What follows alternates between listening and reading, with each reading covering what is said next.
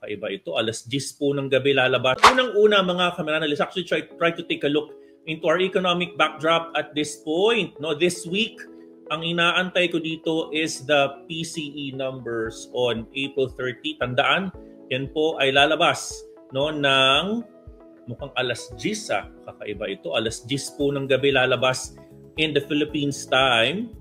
And May 1, may konting FA tayo no, for the policy rates in Japan. Magandang alamin din natin ito no, kasi nga mas nagiging attractive ang dollar-yen. No? If they're going to increase their interest rates, the dollar can further go down and yen can become more attractive. Therefore, pag nag-increase sila ng interest rates, Bitcoin can potentially pump. That is on the premise na wala nang carry-on trades. No? Discuss ko yan sa inyo very soon. Alright, so May 1st and April 30 can be a good FA date for us, mga kameranda.